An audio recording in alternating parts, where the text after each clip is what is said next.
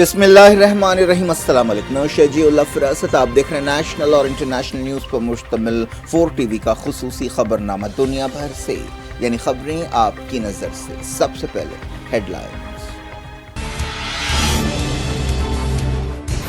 Denmark میں ایک بار پھر قرآن مجید کی بے حرمتی، ترکی اور ایجپٹ کے سفارت خانوں کے سامنے مقدس کتاب جلائی گئی۔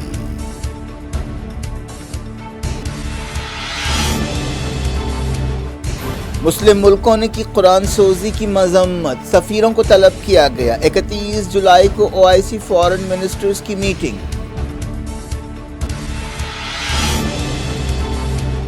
ASI 31 جولائی تک گیان واپی مسجد کا سروے مکمل کرے، الہ آباد ہائی کورٹ نے دی ہدایت، کہا ڈھانچے کو کوئی نقصان نہیں ہونا چاہیے۔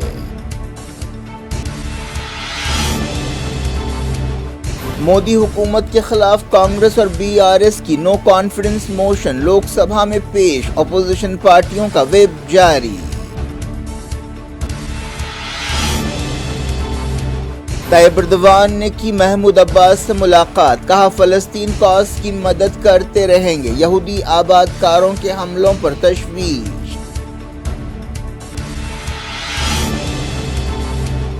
نابلس میں اسرائیلی فوج کا دھاوا، ایک اور فلسطینی جاں بحق، حماس نے کہا نوجوان مزاحمت کے راستے پر چلتے رہیں گے۔ رشیا کے فائٹر جیٹ نے امریکی ڈرون کو نقصان پہنچایا، سیریا کے آسمانوں میں ٹکراؤ کا ایک اور واقعہ۔ الجیریا اور دوسرے ملکوں میں جنگل کی بھیانک آگ، 40 کی موت، ہزاروں کو محفوظ مقامات پر پہنچایا گیا۔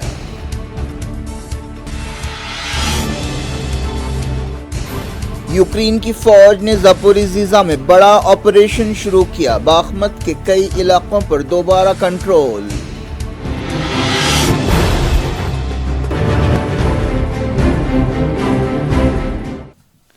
ہیڈ لائنز آپ نے دیکھی، اب خبروں کی تفصیل کی طرف آپ کو لیے چلتے ہیں۔ اسرائیلی فوج نے نابلس میں ایک بار پھر دھاوا کرتے ہوئے ایک فلسطینی نوجوان کو ہلاک کر دیا۔ ایک دن پہلے ایسی ہی ایک کارروائی میں 3 فلسطینی جاں بحق ہوئے تھے۔ وفا نیوز ایجنسی نے بتایا کہ مقامی فلسطینیوں اور اسرائیلی سپاہیوں کے درمیان اس وقت جھڑپ ہوئی جب اسرائیلی فوج نے الائن ریفیوجی کیمپ پر حملہ بول دیا اور ایک گھر کو گھیر لیا۔ فلسطین کی وزارت صحت نے جاں بحق فلسطینی کی پہچان 23 سالہ محمد عبدالحکیم کی حیثیت سے کی ہے۔ حکیم کو نازک حالت میں ہاسپٹل لے جایا گیا، جہاں انہیں کچھ دیر بعد مردہ قرار دیا گیا۔ منگل کو نابلس میں اسرائیلی فوج نے 3 فلسطینیوں کو گولی مار کر ہلاک کر دیا تھا۔ غزہ سے سرگرم حماس نے کہا ہے کہ کل جاں بحق 3 فلسطینی اس کے رکن تھے۔ حماس نے کہا کہ 3 نوجوان فلسطینیوں کی شہادت سے اسرائیلی قبضے کے خلاف مزاحمت کمزور نہیں ہوگی، ہمارے نوجوان اپنا مقصد حاصل کرنے کے لیے مزاحمت کے راستے پر چلتے رہیں گے۔ مغربی کنارے میں پچھلے کئی مہینوں سے تناؤ پایا جاتا ہے۔ اسرائیلی فوج وقفے سے دھاوے کر رہی ہے اور فلسطینی جوابی حملے کر رہے ہیں۔ ایک اندازے کے مطابق اس سال جاں بحق فلسطینیوں کی تعداد تقریباً 200 ہے۔ ترکی کے صدر طیب اردوان نے فلسطین کے صدر محمود عباس سے ملاقات کرتے ہوئے فلسطینیوں کے خلاف اسرائیلی آبادکاروں کے حملوں پر فکرمندی کا اظہار کیا۔ طیب اردوان نے دارالحکومت انقرہ میں ملاقات کے بعد کہا کہ ترکی میں ہم فلسطین کاز کی ہر طرح سے مدد کے پابند ہیں، ہمیں غیر قانونی آبادکاروں کے حملوں پر گہری تشویش ہے۔ مغربی کنارے میں حالیہ عرصے میں نہ صرف اسرائیلی فوجوں کے حملے بڑھ گئے ہیں بلکہ اسرائیلی آبادکار بھی فلسطینی دیہاتوں پر حملے کر رہے ہیں۔ طیب اردوان نے مسجد اقصیٰ کا بھی حوالہ دیا اور کہا کہ ہم مسجد اقصیٰ اور دوسرے مقدس مقامات میں تاریخی سٹیٹس کو بدلنے کی کوششوں کو برداشت نہیں کریں گے۔ انہوں نے کہا کہ اس کے لیے فلسطینی گروپوں میں اتحاد بہت ضروری ہے۔ حالیہ عرصے میں مسجد اقصیٰ میں یہودی آبادکاروں کی کارروائیاں بڑھ گئی ہیں۔ محمود عباس کے اس دورے کے بعد اسی ہفتے اسرائیلی وزیر اعظم بنجامن نتن یاہو ترکی کا دورہ کرنے والے تھے، لیکن اتوار کو نتن یاہو کی اچانک سرجری کے بعد اس دورے کو ملتوی کر دیا گیا۔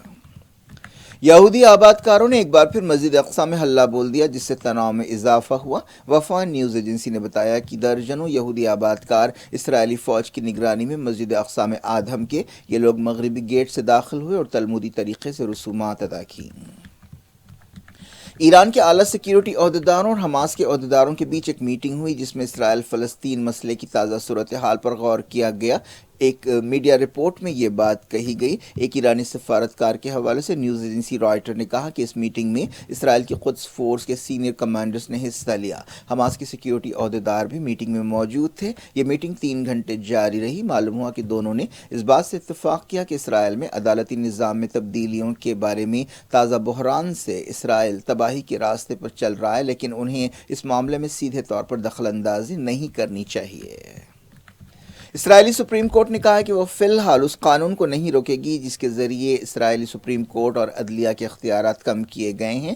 پچھلے دنوں اسرائیلی پارلیمنٹ میں یہ قانون منظور کیا گیا تھا جس کے خلاف بڑے پیمانے پر مظاہرے ہو رہے ہیں۔ زندگی کے الگ الگ شعبوں سے تعلق رکھنے والے لوگ احتجاج میں حصہ لے رہے ہیں، جن میں ڈاکٹرز بھی شامل ہیں۔ اس کے علاوہ ریزرو سپاہیوں نے بھی ڈیوٹی سے رجوع ہونے سے انکار کر دیا ہے۔ بات کرتے ہیں قرآن کی بے حرمتی کے واقعات کی۔ ڈنمارک کے دارالحکومت کوپن ہیگن میں ایک بار پھر قرآن مجید کی بے حرمتی کی گئی۔ معلوم ہوا کہ ترکی اور ایجپٹ کے سفارت خانوں کے سامنے قرآن مجید کو جلایا گیا۔ ڈنمارک اور سویڈن کی حکومتوں نے کہا ہے کہ وہ قرآن مجید کو جلانے کے واقعات کی مذمت کرتے ہیں، لیکن اظہار خیال کی آزادی کے قانون کے تحت انہیں روک نہیں سکتے۔ پچھلے ہفتے عراق میں احتجاجیوں نے سویڈن کے سفارت خانے کو آگ لگا دی تھی۔ منگل کو کوپن ہیگن میں ڈینش پیٹریٹس نامی تنظیم نے قرآن مجید کی بے حرمتی کی۔ پچھلے مہینے سویڈن میں ایسے 2 واقعات پیش آئے تھے۔ اس کے علاوہ حال ہی میں عراقی سفارت خانے کے سامنے کوپن ہیگن میں بھی ایسا ہی کیا گیا تھا۔ ایجپٹ نے سویڈن کے ناظم الامور کو طلب کرتے ہوئے قرآن مجید کی بے حرمتی کی مذمت کی۔ قاہرہ نے ناظم الامور کو بتایا کہ وہ اس حرکت کی مذمت کرتا ہے اور اس سے رد کرتا ہے۔ بحرین میں بھی سویڈن کے ناظم الامور کو طلب کرتے ہوئے اسٹاک ہوم میں قرآن مجید کی بے حرمتی کی مذمت کی گئی۔ عراق کی وزارت خارجہ نے یورپی یونین کے عہدیداروں سے مطالبہ کیا کہ جلد سے جلد اظہار خیال کی آزادی کی آڑ میں اس طرح کی بے حرمتی کو روکا جائے۔ ترکی نے کہا کہ وہ قرآن مجید کی بے حرمتی کی مذمت کرتا ہے اور ڈنمارک کو اسلام کے خلاف ہیٹ کرائم سے روکنے کے لیے فوری قدم اٹھانے چاہیے۔ سعودی عرب کے کراؤن پرنس محمد بن سلمان کی صدارت میں سعودی کیبنٹ کی ایک میٹنگ ہوئی جس میں ڈنمارک اور سویڈن میں قرآن مجید کی بے حرمتی کی مذمت کی گئی۔ کیبنٹ نے ان واقعات کو تمام اصولوں اور قانون کی خلاف ورزی قرار دیا اور کہا کہ یہ اعتدال اور برداشت کو بڑھاوا دینے کی عالمی کوششوں کے لیے دھکا ہے۔ میٹنگ کے دوران کیبنٹ میں بعض دوسرے مسائل پر بھی غور کیا گیا۔ حالیہ عرصے میں سویڈن اور ڈنمارک میں قرآن مجید کی بے حرمتی کی گئی تھی، جس کے بعد ان ملکوں کے ساتھ مسلم دنیا کے تعلقات متاثر ہوئے اور بعض ملکوں نے ان ملکوں سے اپنے سفارتکاروں کو واپس بلا لیا۔ ایران نے کہا ہے کہ سویڈن اور ڈنمارک میں قرآن مجید کی بے حرمتی کے واقعات میں اسرائیل کی صاف چھاپ نظر آ رہی ہے۔ وزارت خارجہ کے ترجمہ ناصر کنانی نے یہ بات کہی۔ ایران نے اس سے پہلے بھی کہا تھا کہ اسرائیل ایسے واقعات کے لیے ذمہ دار ہے اور موساد اس سلسلے میں کافی ایکٹیو ہے۔ ایرانی وزیر خارجہ نے قرآن مجید کی بے حرمتی کے مسئلے پر ایران کی درخواست پر ہنگامی میٹنگ سے اتفاق کے لیے OIC کا شکریہ ادا کیا۔ حسین عامر عبداللہیان نے ایک ٹویٹ میں OIC سیکریٹری جنرل حسین ابراہیم طاہا اور مسلم ملکوں کے فارن منسٹرز کا شکریہ ادا کیا۔ انہوں نے کہا کہ قرآن مجید اور دوسرے مقدسات کی بار بار توہین کو روکنا ہم سب کا مقصد ہے۔ OIC فارن منسٹرز کی میٹنگ 31 جولائی کو ہونے والی ہے۔ سویڈن اور ڈنمارک میں قرآن مجید کی بے حرمتی کے بعد حسین عامر عبداللہیان نے کئی مسلم ملکوں کے فارن منسٹرز سے ٹیلی فون پر بات چیت کی تھی اور اس طرح کی میٹنگ بلانے کی درخواست کی تھی۔ رشیا کے ایک فائٹر جیٹ نے سیریا میں امریکہ کے ایک ڈرون کو نقصان پہنچایا۔ امریکی فوج نے یہ بات بتائی۔ یہ اس طرح کے کئی تازہ واقعات میں سے ایک ہے۔ امریکی ایئر فورس کی سینٹرل کمانڈ نے کہا کہ رشیا کا فائٹر جیٹ 23 جولائی کو امریکہ کے MQ-9 ڈرون کے خطرناک حد تک قریب آ گیا تھا۔ امریکہ ISIS یا داعش سے لڑائی کے نام پر سیریا میں تعینات ہے۔ ایسا ہی ایک واقعہ مارچ میں بھی پیش آیا تھا جب بلیک سی میں رشیا کے Su-27 فائٹر جیٹ نے ایسے ہی ایک امریکی ڈرون کو ٹکر دی تھی۔ ویسٹ افریقہ میں اس سال کے پہلے 6 مہینوں میں 1800 سے زیادہ حملوں میں تقریباً 4600 لوگ ہلاک ہوئے ہیں۔ یونائیٹڈ نیشنز کی سیکیورٹی کونسل میں پیش کی گئی ایک رپورٹ میں یہ بات کہی گئی۔ الجیریا، اٹلی اور گریس میں جنگل کی آگ سے 40 سے زیادہ لوگ ہلاک ہو گئے ہیں۔ کئی تفریحی مقامات پر بھی آگ لگی ہے۔ ہزاروں لوگوں کو محفوظ مقامات پر پہنچایا گیا ہے۔ روڈس آئلینڈ میں ایمرجنسی ڈکلیئر کر دی گئی ہے۔ سسلی اور ہوگلیا میں ہزاروں لوگ فرار کے لیے مجبور ہوئے۔ تیز ہواؤں اور خشک موسم کی وجہ سے صورتحال خراب ہو رہی ہے۔ الجیریا کی حالات سب سے زیادہ خراب ہے جہاں 34 لوگ مارے گئے ہیں۔ ان میں 10 سپاہی بھی شامل ہیں جو لوگوں کو بچانے کی کوشش کے دوران ہلاک ہوئے۔ الجیریا لیبیا کا ساحلی صوبہ بجایا بری طرح متاثر ہوا ہے. اب بھی ہزاروں فائر فائٹرز آگ سے لڑ رہے ہیں. پڑوسی ملک ٹیونیشیا میں بھی جنگل کی آگ لگی ہے جہاں 3000 لوگوں کو ساحلی گاؤں ملاوا سے نکالا گیا. گریس میں حکومت نے کہا کہ ملک کے 13 علاقوں میں سے 6 علاقے آگ سے متاثر ہیں. کئی ملکوں میں ان دنوں سخت گرمی پڑ رہی ہے. اس دوران ایران نے الجیریا سے یکجہتی کا اظہار کیا ہے اور مدد کی پیشکش کی ہے. رشیا کے عہدیداروں کے حوالے سے کہا گیا کہ زپوریزیزا میں یوکرین نے ایک زبردست آپریشن شروع کیا ہے. یوکرین نے اس رپورٹ پر کوئی تبصرہ نہیں کیا لیکن حالیہ دنوں میں یوکرین کی فوجوں نے اس علاقے میں پیش رفت کی ہے. رشیا کے عہدیداروں کو باخمت علاقے میں نقصانات کا سامنا کرنا پڑ رہا ہے. یوکرینی سورسز کے حوالے سے کہا گیا کہ باخمت کے بعض علاقوں میں یوکرین کے سپاہیوں نے دوبارہ قبضہ کر لیا ہے. امریکہ نے یوکرین کو جدید سرویلنس ڈرونز دینے کا اعلان کیا ہے. یہ ڈرونز $400 ملین کی سیکیورٹی مدد کا حصہ ہے. اس دوران ڈونیسک میں رشیا کے حملوں میں 2 لوگ مارے گئے. لوٹتے ہیں انڈیا. الہ آباد ہائی کورٹ نے آرکیولوجیکل سروے آف انڈیا کو ہدایت دی ہے کہ وہ گیان واپی مسجد کا سروے 31 جولائی تک مکمل کرے. اے ایس آئی نے ہائی کورٹ میں ایک حلف نامہ داخل کیا. ہائی کورٹ نے اے ایس آئی کو ہدایت دی کہ وہ ڈھانچے کو کوئی نقصان نہ ہونے دیں. ریڈار اور جی پی آر سروے کے لیے آئی آئی ٹی کانپور کی ایک ٹیم کو بلایا گیا ہے. اے ایس آئی کے ایک عہدیدار نے بتایا کہ ہم نے پیر کی صبح کام شروع کیا جس پر چیف جسٹس نے سوال کیا کہ آپ نے کتنا کام کیا. آفیسر نے کہا کہ ہم نے کام شروع کیا, ہمیں نہیں معلوم کہ اصل مقام کون سا ہے. چیف جسٹس نے کہا کہ ایسا تصور کیجئے کہ 5% کام ہوا ہے, اب آپ کو کتنے وقت کی ضرورت ہے. اے ایس آئی کے آفیسر نے کہا کہ ہم 31 جولائی تک کوشش کر سکتے ہیں. چیف جسٹس نے کہا کہ کوشش نہیں, 31 جولائی تک کام ختم کریں اور ڈھانچے کو کوئی نقصان نہ ہونے دیں. وارانسی عدالت نے جمعے کو اے ایس آئی کو حکم دیا تھا کہ وہ جدید ٹیکنالوجی استعمال کرتے ہوئے سروے کرے اور ضرورت پڑنے پر کھدائی کرے. پیر کو سپریم کورٹ نے اس حکم پر روک لگائی تھی جس کے بعد مسجد کمیٹی ہائی کورٹ پہنچی تھی. اس سے پہلے مسجد کمیٹی نے الہ آباد ہائی کورٹ سے خواہش کی کہ گیان واپی مسجد کمپلیکس کے اے ایس آئی سروے کو روکا جائے کیونکہ اسے ڈر ہے کہ اس کے نتیجے میں یہ تاریخی عمارت گر سکتی ہے. اس پر عدالت نے سخت رسپانس دیتے ہوئے درخواست گزار سے کہا کہ اگر وہ آرکیولوجیکل سروے کی اس یقین دہانی پر بھروسہ نہیں کر سکتے کہ اس ڈھانچے کو کوئی نقصان نہیں ہوگا تو وہ عدالت کے فیصلے پر کیسے بھروسہ کریں گے.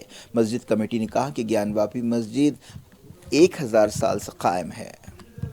ہندو فریق کے اس بیان پر کہ وہ ایودھیا میں رام جنم بھومی بابری مسجد کے مقام پر کیے گئے سروے جیسے سروے پر بھروسہ کرتی ہے تو مسجد کمیٹی نے کہا کہ بابری مسجد رام جنم بھومی کیس کے حالات اس کیس سے الگ تھے اور ان دونوں کا کمپیریزن نہیں کیا جا سکتا.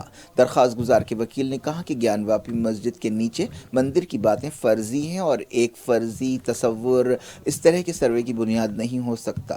ہندو فریق نے کہا کہ راجا توڈرمل کے حکم پر 1585 میں اس مقام پر مندر تعمیر کی گئی تھی اور 1669 میں اسے ڈھا دیا گیا. بعض ہندو عورتوں نے اب وہاں پوجا کی اجازت مانگی ہے. پارلیمنٹ میں منی پور بحران پر گڑبڑ کے بیچ کانگریس نے لوک سبھا میں مودی حکومت کے خلاف نو کانفیڈنس موشن پیش کر دی ہے. دوپہر 12 بجے جب پہلے التوا کے بعد کارروائی شروع ہوئی تو پارٹی کے رکن پارلیمنٹ گورو گوگوئی نے نو کانفیڈنس موشن پیش کی. اسپیکر اوم برلا نے اس تحریک کو قبول کیا اور کہا کہ وہ تمام سیاسی پارٹی لیڈرز کے ساتھ اس پر غور کریں گے اور اس تحریک پر بحث کے لیے مناسب وقت کے بارے میں اطلاع دیں گے. اس سے پہلے وزیر پارلیمانی امور پرہلاد جوشی نے کہا کہ عوام کو وزیر اعظم مودی اور بی جے پی پر اعتبار ہے. پارلیمنٹ کے باہر میڈیا سے بات چیت کرتے ہوئے انہوں نے کہا کہ اپوزیشن نے پچھلی مرتبہ بھی نو کانفیڈنس موشن پیش کی تھی لیکن عوام نے اسے 2019 کے الیکشنز میں سبق سکھایا. اپوزیشن نے وزیر اعظم مودی کو منی پور مسئلے پر بولنے کے لیے مجبور کرنے کے مقصد سے نو کانفیڈنس موشن پیش کی ہے. نو کانفیڈنس موشن کے لیے کم سے کم 15 ارکان کی تائید ضروری تھی. کانگریس کے علاوہ بی آر ایس نے بھی نریندر مودی حکومت کے خلاف نو کانفیڈنس موشن پیش کی. یہ تحریک قاعدہ 198 کے تحت پیش کی گئی. اس تحریک کی منظوری کا امکان نہیں ہے کیونکہ بی جے پی حکومت کو میجورٹی حاصل ہے لیکن اس کا مقصد یہ ہے کہ وزیر داخلہ امت شاہ نہیں بلکہ وزیر اعظم مودی منی پور مسئلے پر زبان کھولیں.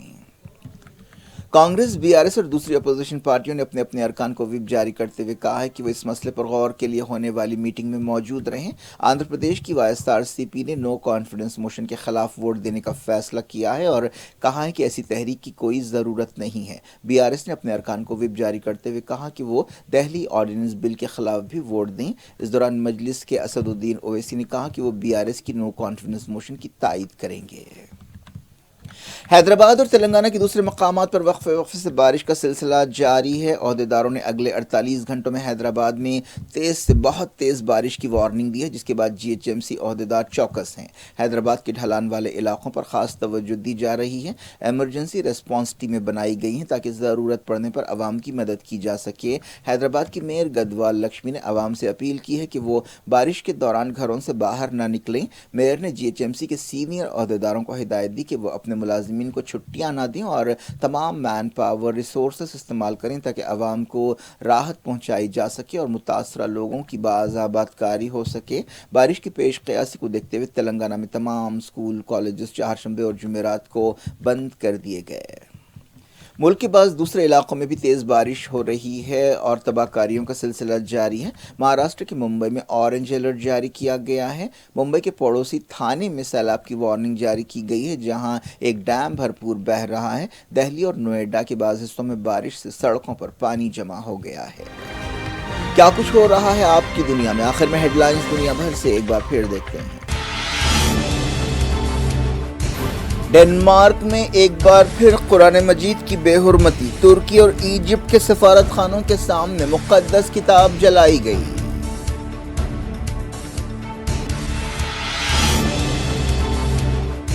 مسلم ملکوں نے کی قرآن سوزی کی مذمت، سفیروں کو طلب کیا گیا۔ 31 جولائی کو او آئی سی فارن منسٹرز کی میٹنگ۔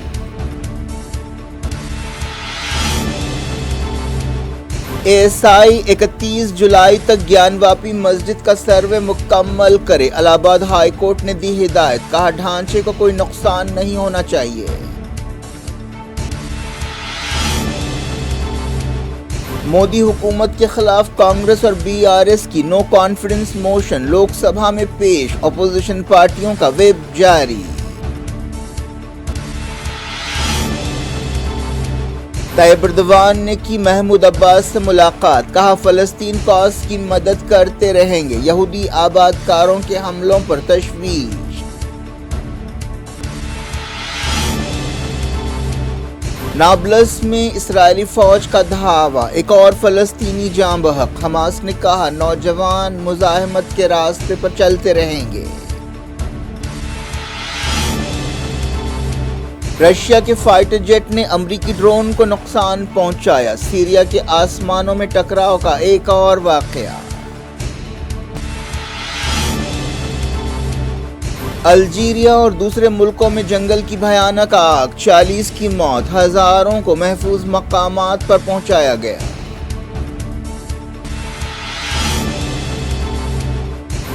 یوکرین کی فوج نے زاپوریژیہ میں بڑا آپریشن شروع کیا، باخمت کے کئی علاقوں پر دوبارہ کنٹرول۔